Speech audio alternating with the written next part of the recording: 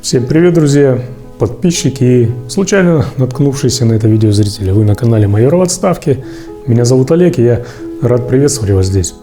С чего я начну сегодня? Я начну с того, что напомню каждому из вас о том, что в Европе в эти дни, в эти часы и в эти минуты идет самая настоящая война, которую континент не видел со времен Второй мировой. Виновник этой войны Владимир Путин, неуравновешенный, закомплексованный и больной человек. Агрессор в этой войне – Российская Федерация, страна, потерявшая под руководством Путина волю и, наверное, смысл существования. Кто такой Путин? Он всего лишь никчемный политик, потерявший связь с реальностью. Уже давно превратившийся в тыкву, но только пропаганда не дает этого понять всему населению страны. Да и политиком-то он, в принципе, никогда не был. До своего назначения на руководящие должности Ельциным Путин был всего лишь человеком, не отбрасывающим тени. Тихим разведчиком, неудачником. Такими обычно бывают маньяки в фильмах. А затем он стал простым лакеем, таскающим чемоданы за своими начальниками. Ни на секунду, ни на миллиметр не погружавшийся в политику. Захотел стать фюрером, да вот только фюрер из него получился какой-то ватный. В сентябре этот персонаж объявил о начале мобилизации для того, чтобы как-то попытаться залатать бреши на своем дырявом фронте, залатать бреши мясом российских граждан, для того, чтобы продолжать уничтожать Украину, украинские города и украинцев. В конце октября это чудо заявило о якобы окончании мобилизации, но поступает информация и все объективные данные о том говорят, что в ближайшее время вторая волна мобилизации войдет в свою активную фазу и начнется уже официально. Но я уверен, что большинство из вас, большинство из подлежащих мобилизации, за исключением, конечно, незначительного числа отравленных пропагандой и отмороженных патриотов, не хотят ехать на войну. Они готовы выйти на протест, но не находят в этом поддержки со стороны остального большинства. Сегодня я хочу дать несколько советов тем, кто не желает становиться соучастниками путинского преступления, кто не хочет убивать ради ватного фюрера, ради его родственников, его друзей, его подельников, и кто все еще находится в России. И рассказать о том, как можно попытаться избежать, уклониться от этой мобилизации, как уклониться от нее и не дать государству поймать вас. А вас я, как обычно, попрошу досмотреть это видео до конца, поставить лайк, поделиться им и подписаться на этот канал, если вы еще, конечно, не сделали этого. Итак, поехали.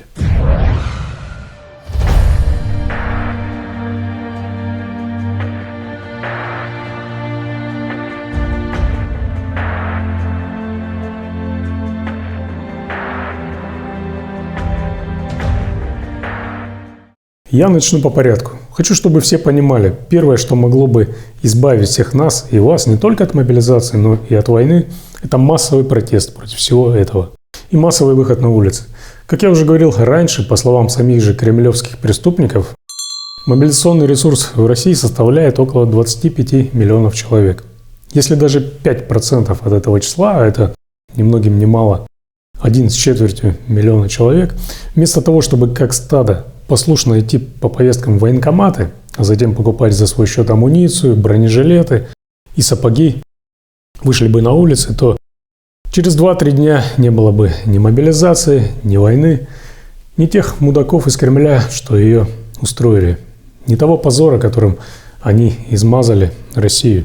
Но, к сожалению, народ запуган и зомбирован до такой степени, что большинство предпочитает идти в военкомат, лишь бы, как говорится, не было проблем с полицией, не понимая, что вернуться обратно шансы будут минимальными, что это совсем не кино, и что когда тебя убьют, это будет уже по-настоящему, не понимая, что это война, это преступление, что участие в ней – это позор и соучастие в этом преступлении. Я убежден, что путинский, фашистский и террористический режим необходимо лишить как можно большего числа тех, из кого он собирается сделать пушечное мясо, из кого он собирается пополнять свои безвозвратные потери, восстанавливать взводы, роты и армии убийц. И поэтому я надеюсь, что мои советы помогут лишить некоторой подпитки путинскую армию и приблизить ее поражение.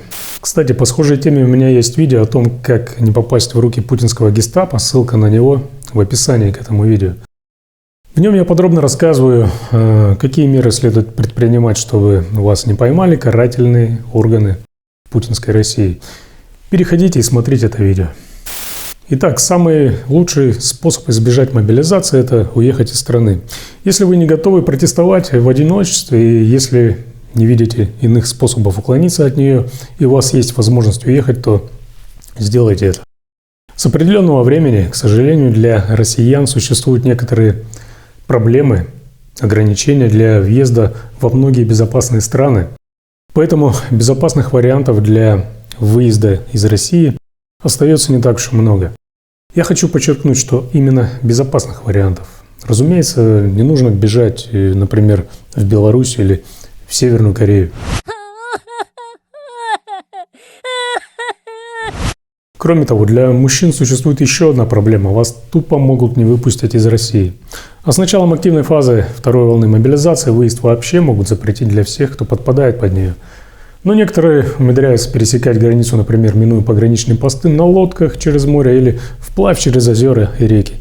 Советы по незаконному пересечению границы я сейчас давать не собираюсь, но знайте, что если хотите покинуть свой дом незамеченным, при условии, что за вами не установлено наружное наблюдение, не берите с собой свой сотовый телефон. Лучше всего, перед тем, как встанете, как говорится, на лыжи, оставьте его включенным дома. Для чего это он нужно и почему включенным? Все просто. Спецслужбы в России постоянно, без преувеличения, используют биллинг, проводя определенные оперативно-технические мероприятия с целью установления местоположения интересующих их абонентов, определяя не только базовые станции, к которым подключены объекты, но и более точные координаты. Оставив свой телефон включенным дома, для тех, кто осуществляет его контроль, вы будете находиться типа дома. Далее я дам советы о том, как все-таки лучше уклоняться и скрываться от мобилизации для тех, кто не уехал и продолжает находиться в России. Но для начала я напомню о том, что происходит перед тем, как вас мобилизуют. Итак, для того, чтобы вас мобилизовать, первым делом нужно, чтобы вы оказались в военкомате. Для этого потенциальным мобилизованным соответствующие органы вручают повестки для явки в военкоматы. Существует несколько видов таких повесток. Для уточнения данных, когда просят прийти, чтобы проверить, не изменилось ли ваше состояние здоровья, образования, место работы или что-то еще. Для вызова на медкомиссию, как правило, такие повестки получают призывники-срочники. Для участия в заседании призывной комиссии такой повесткой вызывают на саму комиссию, которая, например, решает, годен призывник к службе или нет. Для убытия к месту службы это повестка, в которой будет дата и время отправки, но чаще об этом сообщают уже в военкомате. Название всех этих повесток можно попросту забыть и запомнить только то, что вызвать на мобилизацию вас могут, вручив любую из этих повесток. Но чаще всего вручают повестку для уточнения данных. Для сотрудников военкомата это простая формальность. Им главное заманить вас к себе и срубить палку, которой можно будет отчитаться. Палочная система и их не обошла стороной, ведь военкомы тоже отчитываются о количестве врученных повесток и о количестве мобилизованных. Важно также понимать, что именно можно считать вручением повестки. Повестку вручают лично только под роспись лица, которому она адресована. За вас никто не может расписаться в повестке, ни друзья, ни родственники, то есть вы лично должны ее подписать. Только так повестка будет считаться врученной. Как должна выглядеть настоящая повестка? Повестка должна быть подписана военкомом или исполняющим его обязанности лицом. На ней должна стоять печать военкомата. Если нет чего-либо из перечисленного, то посылайте нахер тех, кто пытается вам вручить эту бумажку. Формально повестка должна также иметь серию и номер, но на практике военкоматы используют бланки без номеров, поэтому за это тоже можно зацепиться и послать вручающего вам эту бумажку человека нахер. Кто имеет право вручать повестку? По общим правилам повестки должны вручать сотрудники военкоматов. Еще таким правом могут быть наделены сотрудники органов местного самоуправления, но только если в муниципальном образовании нет военкомата. Тогда повестку может вручить вам сотрудник администрации. И здесь важный момент. Если в вашем городе, в вашем муниципальном образовании военкомат все-таки есть, а администрация пытается вручить вам повестку, шлите и администрацию все туда же, нахер. Военкоматы могут отправлять повестки на работу подлежащих мобилизации граждан. Если это произошло, то повестку имеет право вручить вам руководитель организации или любое другое должностное лицо, например, бригадир или мастер в цехе. Тут также есть очень важный момент. Сделать это они должны как минимум за 3 дня до того срока, который указан в повестке. Нужно добавить, что все остальные способы вручения повесток, такие, например, как отправка по почте, оставление в двери, передача соседям или родственникам, вообще не являются законными. То есть это все незаконно. Смело смывайте такие повестки в унитаз. Сотрудники полиции не имеют права вручать вам повестку в военкомат за исключением тех случаев, когда военкомат не может вас найти и военком письменно обратился в МВД для установления вашего местонахождения с целью вручения повестки или доставления вас в военкомат. Иными словами, военкомат должен уполномочить полицейских вручить вам такую повестку. Чуть позже я расскажу, как лучше скрываться от сотрудников путинской полиции в таких случаях. Повестка считается врученной после того, как вы поставили на ней свою подпись. Вы, конечно, можете отказаться ставить подпись, но пришедшие к вам с повесткой люди просто зафиксируют факт отказа от подписи, и повестка все равно будет считаться врученной. Но лучше все равно не подписывайте.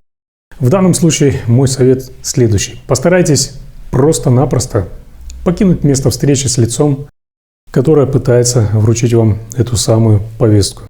Не предъявляйте свои документы, удостоверяющие личность, и не отвечайте ни на какие вопросы. Оснований для физического задержания у вас нет. В таком случае юридический факт вручения вам повестки зафиксировать будет нельзя, поскольку личность ваша фактически установлена не будет. Если это происходит на работе, то здесь, конечно, сложнее. А теперь еще один, наверное, самый важный момент, который почему-то многие игнорируют, может быть, просто не знают об этом. За неявку по врученной, то есть по подписанной повестке, уголовная ответственность не предусмотрена. Единственное, что с вами могут сделать, это оштрафовать по административке на сумму от 500 до 3000 рублей. Не такая ведь большая цена за свою жизнь и за то, чтобы не заморать себя чужой кровью. На данный момент так называемые законодатели не ввели какую-либо специальную уголовную ответственность за это. Так что если даже вам и вручили повестку, тупо игнорируйте ее, не ходите в военкомат. Так вы не только избежите участия в позорной преступной путинской войне и не станете преступником, но вы и сами останетесь живы. Хотите и вовсе избежать контакта с теми, кто вручает повестки, и с теми, кто пытается вас разыскать, тогда начинайте скрываться, если никаких других вариантов у вас не остается. Далее я расскажу, как это сделать наиболее эффективно. Многим сейчас невозможно уехать из страны по разным причинам. И совершенно однозначно им не следует идти под мобилизацию. Да вообще никому не следует идти под мобилизацию. Скажу еще раз, что начатая Путиным война – это преступление. Участие в боевых действиях на стороне российской армии в Украине – это преступление. Постарайтесь это понять. Здесь не может быть никаких двойных стандартов. У вас не должно быть в этом никаких сомнений. Те, кто ушел на эту войну, для меня это преступники. Те, кто ушел туда добровольно, для меня это особо опасные преступники. Потому что выборы есть всегда. Путинская армия без всяких поводов вторглась в Украину, и сейчас она уничтожает там гражданские объекты и гражданское население. И перед вами не должно стоять никаких вопросов, за исключением только 2 вопросов. Что вам делать дальше? Выходить на протест или саботировать мобилизацию всеми возможными способами, в том числе и скрываться. Речи о 3-м варианте вообще не идет. Итак, для того, чтобы вручить вам повестку, условный военкомат должен прийти к вам домой или на работу. Проще, конечно, тем, кто не работает в бюджетных организациях, а еще проще тем, кто работать неофициально или не работает совсем. Чтобы вас не нашли, первым делом нужно сменить место вашего постоянного жительства. Вы можете, например, переехать к родственникам или к друзьям. Но если военкомат не сможет вас найти по месту жительства или по месту вашей работы, то будьте готовы к тому, что, как я и говорил уже раньше, он направит поручение на ваш розыск в МВД. Далее вас уже будут искать сотрудники полиции. На начальном этапе это будут делать, скорее всего, обычные участковые. И я думаю, что особой инициативу в этом они проявлять не будут. После этого могут подключить уже уголовный розыск, у которого полномочий гораздо больше. Это в том числе и проведение оперативно-розыскных и оперативно-технических мероприятий. Если честно, то я, конечно, сильно сомневаюсь в том, что для розыска уклоняющихся от мобилизации будут задействованы серьезные силы и средства, поскольку у МВД тупо не хватит на это ни времени, ни сотрудников, а их, кстати, и самих теперь посылают на оккупированные территории, так что ресурсов у этих органов теперь стало еще меньше. Но мы будем предполагать самое худшее, поскольку в путинской России адекватного и рационального течения событий больше не существует. Если вы решили сменить место регистрации или место вашего постоянного жительства, первое, что нужно сделать затем, это также сменить свои мобильные средства связи. Найдите другой телефон, которым вы никогда раньше не пользовались, поскольку по e-mail вас также могут легко вычислить. Вставьте в него другую сим-карту, которая на вас не зарегистрирована. По вашему телефону легко определить ваше местоположение вплоть до квартиры. Как это все происходит, я неоднократно говорил в своих видеороликах, ссылка на них, кстати, есть в описании к этому видео. И, разумеется, не звоните и не пишите смс своим родственникам по обычной мобильной связи. Пользуйтесь мессенджерами. Второе. Используйте VPN для входа в ваши аккаунты на всех сайтах, особенно в ВК, Mail.ru и других российских сервисах. А лучше постоянно используйте VPN.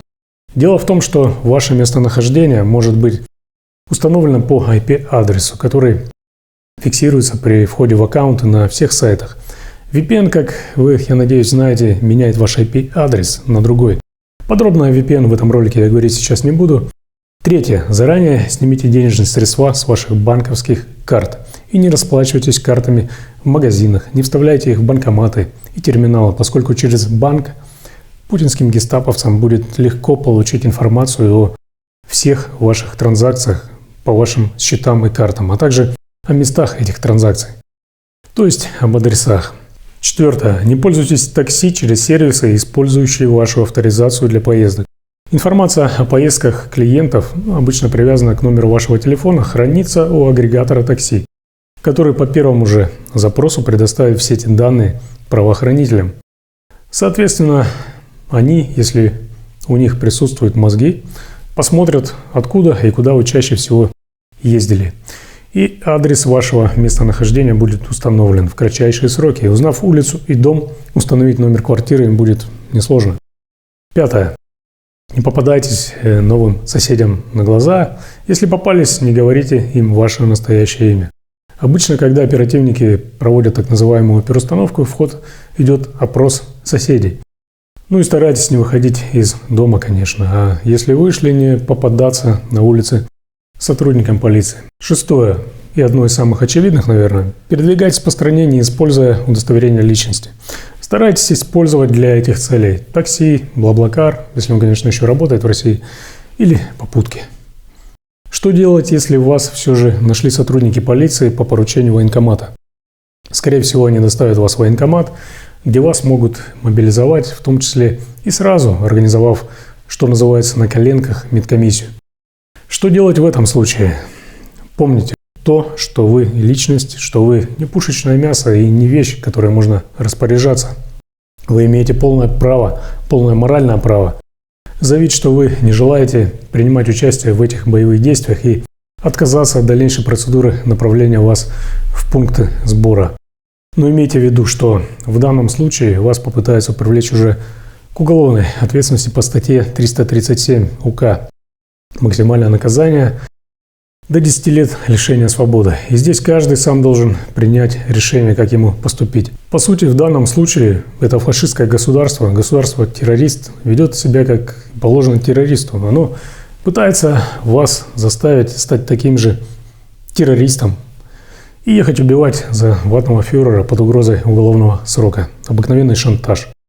Но если поедете туда, то станете преступниками, тем, кого обычно называют мобиками. Конечно же, все эти советы лишь условно могут избавить вас от мобилизации, ведь все зависит только от вас. Все зависит от того, какое решение вы примете для самих себя. И будет это решение правильное или нет, зависит только от вас. Если вы не можете уехать из страны или у вас нет возможности постоянно скрываться, не нужно отчаиваться, не нужно изменять своим взглядам, своим убеждениям, не нужно впадать в панику, сдаваться, идти по первому или по второму зову военкомата, убеждая себя в том, что ты ничего не можешь сделать и ничего не можешь изменить. Вы не один. Делайте все то, что считаете правильным и справедливым, отстаивая свою гражданскую и антивоенную позицию. Путинскому режиму придет конец рано или поздно, и когда это произойдет, каждый окажется на том месте и на той полочке в шкафчике истории, которую он заслужил. Постарайтесь понять, что если пойдете на мобилизацию, если поедете на эту путинскую войну, вы рискуете оказаться на одной исторической полочке позора рядом с солдатами гитлеровского вермахта. В итоге вы останетесь на свалке истории в самом грязном и самом темном ее месте. Поэтому сопротивляйтесь мобилизации любыми доступными и безопасными для вас способами. Если вы действительно хотите воевать за свою страну, то путинская армия – это не ваш выбор.